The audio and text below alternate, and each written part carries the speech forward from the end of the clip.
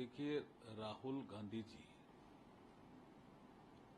जब से विपक्ष के नेता बने हैं, उसके जो हाव भाव अभी सदन में हमने कई बार देखे, संविधान की किताब लेके आ गए संविधान संकट में,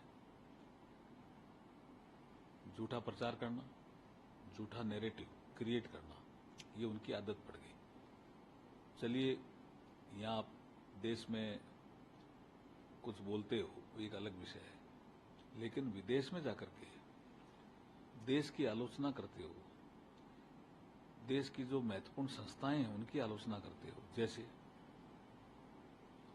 सारे शैक्षणिक संस्थाओं में कुछ एक ही विचारधारा के लोग घुस गए। इस विचारधारा देकर के लोगों को लगाया जाता है क्या? सिस्टम बना हुआ है, यहाँ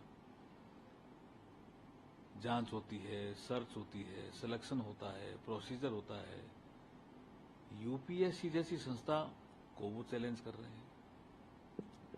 वो कह रहे हैं चुनाव ही ठीक नहीं हुआ, तो चुनाव आयोग जैसी संस्था को वो चैलेंज कर रहे हैं। पूरे संसार में भारतीय निर्वाचन आयोग की तारीफ होती है और वो कहते हैं चुनाव ही ठीक नहीं हुआ। जैसे भाजपा ने कहा वैसे चुनाव आयोग ने काम किया।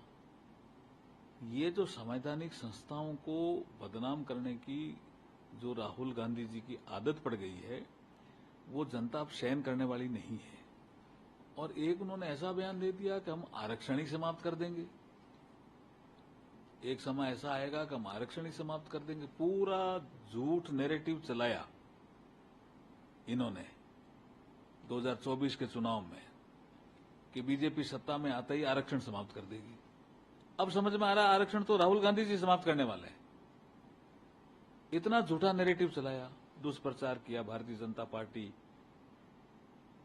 के लिए, और वो संविधान की किताब लिए घूम रहे। हमने कई बार पूछा उनको, हमारे लोगों ने हाउस में भी पूछा है कि राहुल जी आप ये तो बता दो कि इसमें आर्टिकल कितने हैं, तो वो नहीं बता पाए। ये बता दो इसमें चैप्टर कितने हैं। मुझे लगता है संविधान की किताब उन्होंने खोल के ही नहीं देखी होगी।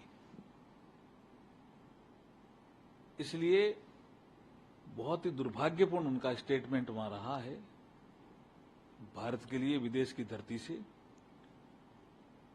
और हम निंदा करते हैं, कठोर शब्दों में निंदा करते हैं, और ये देश सहन करने वाला नहीं है राहुल गांधी के ऐसे बयानों से। लेकिन सर, जो क्लैरिफिकेशन दिया जा रहा है यहाँ पर, मल्लिकार्जुन खड़गे कह रहे हैं कि कंटिन्यूअसली राहुल गांधी पे हमलेवार हो रही है बीजेपी। प्रधानमंत्री खुद कई जगह गए जब विदेश में, तो राहुल गांधी के खिलाफ कई ऐसे बयान दिए गए, पार्टी के खिलाफ कई ऐसे बयान दिए गए। क्या वो उचित था? उस पर तो किसी ने बात वो उनके कोर्ट से, आप उनके बयानों को ऐसे मत लीजिए। आप किसी ने कभी कहा था, वो कोर्ट थे, बाकी हमेशा तारीफ की है। ठीक है, कोई योजना कोई डिस्टर्ब रही होगी बोलते समय, तो अब जैसे किसी योजना की बात की होगी, प्रधानमंत्री जी ने कभी ऐसी कोई, आप बता दीजिए कभी कोई आलोचना राहुल गांधी जी की हो। वो तो प्रधानमंत्री जी के हर समय आलोचना करते हैं, फिर कहते हैं लोकतंत्र नहीं है। तो ये क्या चीज है भाई? जब आपको प्रधानमंत्री की आलोचना का इतना अधिकार मिला हुआ है, सुबह से लेकर शाम तक गालियां निकालने का, फिर भी आप कहते हो लोकतंत्र नहीं है। खड़गे जी से भी पूछना चाह रहा हूं, वो कह रहे हैं लोकतंत्र की संस्थाएं खतरे में। कहां खतरे में बताओ? आप सुबह से लेकर शाम तक, खड़गे जी सुबह से लेकर शाम तक प्रधानमंत्री जी को गालियां देते हैं। कितनी गालियां देते हैं? कितनी गालियां दी उन्होंने, क्या क्या कहा है, हाउस में भी कहा है। इसका मतलब आपको बोलने की आजादी है, और आप कहते हो बोलने की आजादी नहीं। आप कहते हो सिख धर्म मानने वालों को पगड़ी पहनने की आजादी नहीं। ये कितना झूठ फैला रहे हैं ये। लेकिन सर, वो तो कह रहे हैं कि आप लोग तो जेल में जाना डिजर्व करते हैं। जम्मू कश्मीर में जाके कह रहे हैं 400 पार के नारे लगाए, आया क्या? मात्र 240। अगर 220 सीट हम ज्यादा हो जाते तो हम वो कर लेते, लीड कर तो लेते। क्या ये तो आप जेल में भी जाने तो की क्या बात कर रहे हैं। तो क्या कांग्रेस पावर में आ गई? कांग्रेस को 272 मिल गई क्या? कांग्रेस तो 100 से नीचे ही रही ना।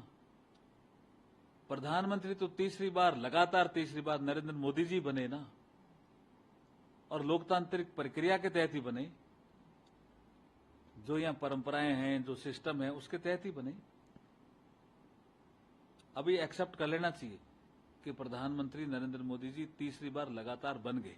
लेकिन सर, जहाँ जहाँ इलेक्शन है वहाँ तो ये फिर से कॉन्फिडेंस शो कर रहे हैं, जम्मू कश्मीर में जाके कोई कॉन्फिडेंस नहीं है जी अब। बात कर रहे हैं। अब इस स्टेटमेंट से तो वो डिफेंसिव हो गए हैं जी, कोई कॉन्फिडेंस नहीं है जी। अभी 2 दिन से देख रहा हूं मैं, आपने हुड्डा जी का स्टेटमेंट, तो हरियाणा में 2-3 दिन से काम कर रहा हूं, पार्टी ने कुछ जिम्मेदारी दी है। अब हुड्डा जी का स्टेटमेंट देखिए, डिफेंस में आ गए, वो डिफेंसिव हो गए हैं। अब उनको सबक सिखाएगी जनता, हरियाणा के चुनाव में भी, जम्मू कश्मीर में भी। सर लेकिन एक अंतिम सवाल आपसे समझना चाहूंगी और जानना भी चाहूंगी कि भी बात की कि अब डाउन हो गया, भगवान से उनका डायरेक्ट करेक्शन भी खत्म हो गया है। ये जो इस प्रकार की बातें की गई, इसका मेन ऑब्जेक्ट आपको क्या लग रहा है, क्या रीजन है? क्योंकि दुष्प्रचार करना, भारतीय जनता पार्टी प्रधानमंत्री के खिलाफ दुष्प्रचार करना, इसके अलावा उनका कोई मोटिव नहीं है जी। कुछ मर्यादाएं भी होती है कि देश में किसी सभा में कैसे बोलना है, विदेश में जाकर के देश के प्रति कैसे बोलना है, कुछ मर्यादाएं होती है। वो भी इतने वर्षों तक शासन में रहे हैं, हमारे लोग भी विपक्ष में थे, विदेश गए हैं, उनसे भी सीख लेते राहुल गांधी जी।